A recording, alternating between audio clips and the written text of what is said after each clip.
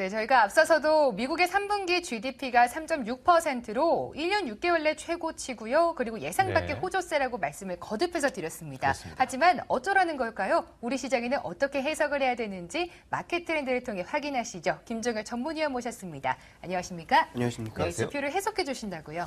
네, 오늘은 여러 가지 경제 뉴스를 가지고 좀 살펴보도록 하겠는데요. 애플의 이슈 한 가지, 미국의 GDP, 또 중국의 춘절, 이 세 가지를 가지고 좀 얘기를 해보도록 하겠습니다.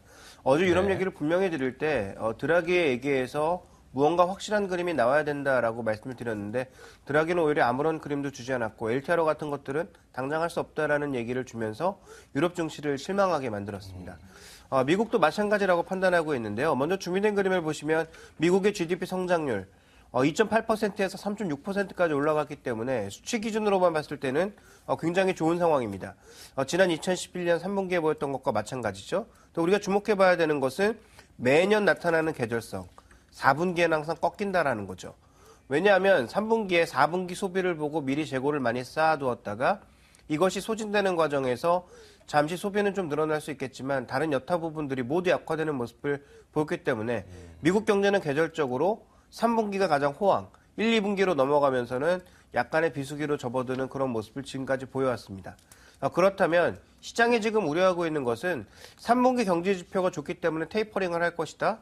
제 입장에선 말도 안 되는 얘기라고 생각하고 있고요. 지금 테이퍼링을 논의할 수 있는 그런 단계가 아니라 3분기가 너무 좋아지니까 4분기에는 이게 급전직하로 떨어지는 거 아니냐 이런 우려감이 시장의 발목을 붙잡고 있다라고 봐야 되겠죠. 지금 테이퍼링 얘기를 하는 사람들은 생각 없는 기자들이거나 아니면 굉장히 이제 시장에 대해서 부정적으로 보고 있는 사람들 중에 하나다라고 판단하고 있습니다. 그러니까 지금 테이퍼링이 쉽게 나올 수 있는 시기가 아니거든요. 경제 지표 중에 고용 지표가 좋아졌습니까? 아니면 주택 지표가 최근에 이제 서프라이즈를 보여주고 있습니까? 그러니까 경제 지표들 중에서도 제대로 된 게 재고 지표 하나 빼고는 없거든요. 상목별로 보시면 이게 이제 예비치인데 아직 이제 자료가 나오지 않아서 지난달에 나왔던 예비치를 중심으로 한 건데 성장률은 더 좋아졌죠. 3.6% 좋아졌고 민간 소비는 줄었고요. 주택 투자도 전반적으로 줄었고 재고 증감은 0.8%에서 1.6%까지 급증하는 모습. 순수출이 조금 더 늘었고요. 정부 소비와 투자가 약간 늘어나는 모습. 그렇지만 이것은 4분기에 시퀘스터 문제 해결되지 않는다면 더 낮아질 가능성이 있다라는 점. 그러니까 4분기에 이거 줄 거고 순수출은 뭐 좀 지켜봐야 될 것 같고요. 주택 투자의 탄력 둔화는 최근에 금리가 다시 올라가고 있으니까 여전히 답보 상태를 보일 거고 민간 소비 확인해 봤더니 생각보다 그렇게 강하지 않았습니다. 그렇다면 4분기에 GDP가 좋아질 게 없다라는 거죠. 그래서 지금 시장이 우려하고 있는 것은 전반적인 경기 지표의 둔화, 그러면 경기 지표가 둔화되고 있는데 지금 미국 안에서 테이퍼링을 실시한다고요? 그래서 말이 안 되는 논리죠. 그래서 실제적으로 지금 보시면 시장이 우려하고 있는 것은 테이퍼링 우려가 아니라 펀더멘탈 대비해서 주가가 너무 많이 올라버렸다라는 것에 대해서 좀 경계를 하고 있는 것 같고요. 그러니까 최근에 고퍼주를 중심으로 해서 조정이 많이 받고 있는 상황입니다. 그래서 그런 양상이 지금 미국 GDP의 흐름이라고 판단해 볼 수가 있기 때문에 이것을 이제 국내 시장에 적용을 해 본다면 미국향 종목들 우리가 자동차 IT를 많이 꼽고 있지 않습니까? 그러니까 이런 종목군들이 4분기에 미국 탄력에 둔화됐을 경우에는 상대적으로 수익률이 좀 둔화될 가능성이 있지 않을까 이런 부분들을 좀 고려해 봐야 될 것 같습니다. 알겠습니다.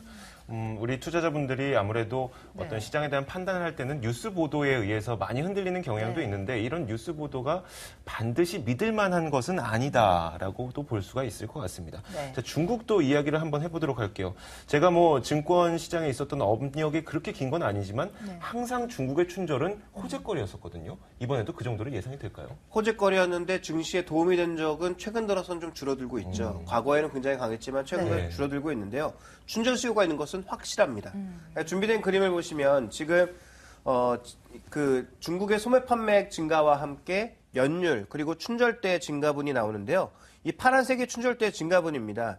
2011년 이후에 절대적으로 높거든요. 그러니까 금액은 계속 늘어나는 거 뭐 당연하고요. 중국 경제가 계속 성장하고 있으니까.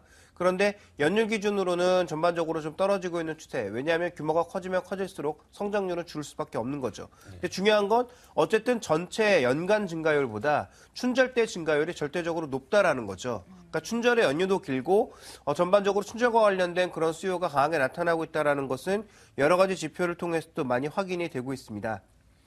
이것을 좀 더 계절성 있는 지표를 살펴보게 되면 전년 대비 증가율로 봤을 때 항상 1월달, 2월달에 폭증했다가 감소하는 모습. 폭증했다 감소하는 모습을 매년 보여주고 있거든요. 그러니까 춘절 수요는 분명히 존재하고 있다는 것이 다시 한번 지표로 확인되고 있는 상황인 거고요. 그다음에 이게 또 우리 시장으로 보면 도대체 무엇을 견인하고 있는가 네. 살펴보니까 우리나라 12월과 1월에 지금 수출 증가율이 가장 높아요.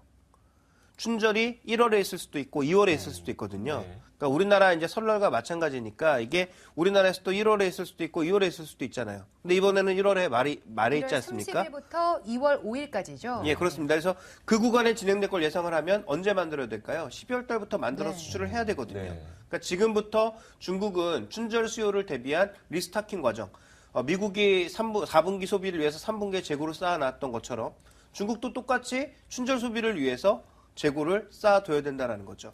그렇다면 지금 움직이고 있는 종목군들의 중요한 변상 과제를 보실 필요가 있겠는데 중국의 주요 석유화학 제품들의 재고 수준이 지금 바닥 수준에 놓여 있는 것들이 굉장히 많습니다. 대표적으로 PE라든지 폴리에틸렌이라든지 폴리프로필렌 같은 것들의 재고량이 낮은 수준이고요. 그 다음에 폴리에스터 같은 경우에는 거의 사상 최저 수준까지 내려와 있다. 그래서 이런 것들에 대한 수요가 앞으로 증가할 가능성이 분명히 있지 않느냐. 그러면서 최근에 국내 시장에서는 롯데케미칼에 대한 기관과 외국인들의 관심이 네. 높아지고 네. 있고 주가도 좋은 양상이거든요. 그다음에 춘절을 관련돼서 그럼 우리가 어떤 투자 전략을 좀 짜볼 수가 있느냐.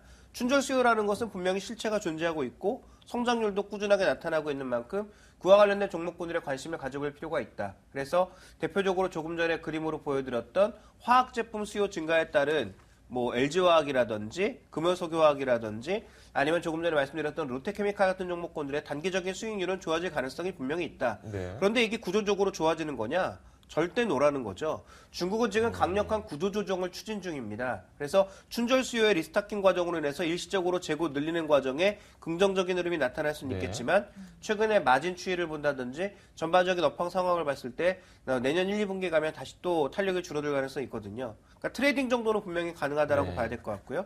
그다음에 춘절 수요가 또 역으로 우리나라로 인바운드로 작용하는 것도 있죠. 그러니까 중국의 춘절 그 연휴 기간 동안에 국내로 이제 놀러 나오는 사람들이 또 늘어나고 있지 않습니까?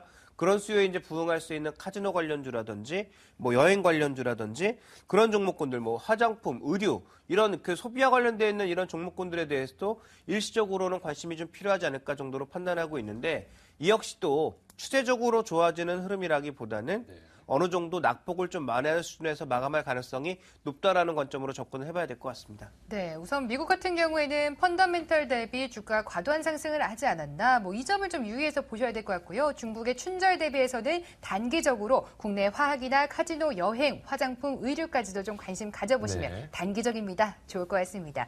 하지만 또 예고를 해주셨어요. 애플이 중국으로 점점 더 침투를 하면서 삼성을 추격하지 않을까, 우려감 가져야 되나요?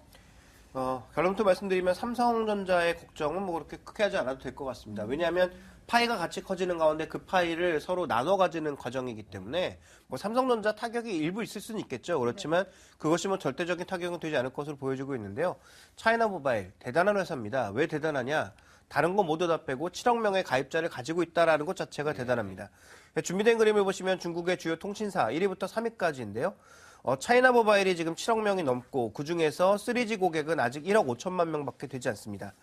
차이나 유니콤이 지금 한 2억 명 정도고요. 그다음에 차이나 텔레콤 같은 경우 1억 7천만 명 정도를 기록하고 있는데 대부분 지금 3G의 인구를 모두 합쳐봐야 지금 한 3억 정도가 조금 넘는 수준이거든요. 네. 그러다 보니까 최근에 이제 중국의 모바일 이동통신 이용자 숫자를 보시면 2G 숫자는 서서히 감소를 보이고 있는 반면 3G가 급속도로 증가하고 있습니다. 여기 또 하나 나타나고 있는 게 11월 달부터는 LTE 서비스를 시작했습니다. 네. 물론 우리나라에서 하고 있는 LTE와는 다릅니다. 중국은 TD-LTE라고 하는 그런 다른 LTE 시장을 지금 열고 있고 국제 표준으로 인정을 받았는데요. 어쨌든 이렇게 이동통신 시장이 빠르게 재편이 되면서 새로운 폰에 대한 수요, 즉 스마트폰에 대한 수요가 당연히 증가할 수밖에 없는 국면이고요. 그러다 보니까 차이나 모바일의 최근의 매출 구성 변화도 보시면 음성 통화는 거의 늘고 있지 않은 반면 데이터 통화가 19%나 늘어나는 등 네. 데이터 쪽의 증가가 빠르게 나타나고 있어서 이에 가장 크게 부응할 수 있는 스마트폰 종목군들의 움직임들이 좋아질 수밖에 없다. 그래서 중국의 로컬 기업들도 성장하고 있고 한국의 갤럭시를 포함한 이 삼성전자 종목군들도 수혜를 받고 있고 네. 애플도 여기에 이제 수혜를 받을 건데 기존에는 차이나 유니콤 이렇게 2, 3위만 들어가다가 네. 차이나 모바일이라고 하는 무려 8억 명에 가까운 인구에 들어가니까 네. 지금 시장의 예상은 매월 150만 대, 연간 기준으로 거의 한 2천만 대 정도가 팔릴 거다라고 예상을 하고 있거든요. 그럼 우리가 봐야 되는 건 뭐냐? 결국 애플이라는 거죠. 애플이 최근에 왜 신고가를 시장에 흔들리고 있는 구간에서 또 계속 내고 있었는지 그 이유가 판명되는 순간이고요. 주가를 보시면 지금 현재 고점을 넘어서 단기 고점을 넘어서 지금 거의 600달러 수준까지 빠르게 올라가고 있는 상황이고 그럼 연관된 국내 종목군들을 살펴보시면 네. 굉장히 많은 종목군들이 있는데요. 다른 종목들 다 필요 없습니다. 실제로 수익성이 그렇게 빠르게 좋아지는 것은 아니기 때문에 상대적으로 최근에 시장 대비해서 저평가를 받았던 LG노텍이나 LG디스플레이 그리고 실리콘웍스와 이라이콤 정도를 좀 눈에 두시면 될 것 같고 나머지 종목군들의 흐름은 좀 제한적으로 봐야 되지 않을까 이렇게 판단하고 있습니다. 네, 정리를 해보자면 이 춘절 수혜주에는 저희가 단기적으로 수익률을 올려보고 네. 좀 장기적으로는 애플 관련 수혜주에 눈을 돌려보면 좋을 것 같습니다. 네, 시장 파이 자체가 커지고 있다고 합니다. LG 이노텍과 LG 디스플레이, 실리콘웍스, 이라이콤까지 주목해 보시면 좋을 것 같습니다. 마켓 트렌드 김종우 전문위원과 함께했습니다. 고맙습니다. 감사합니다.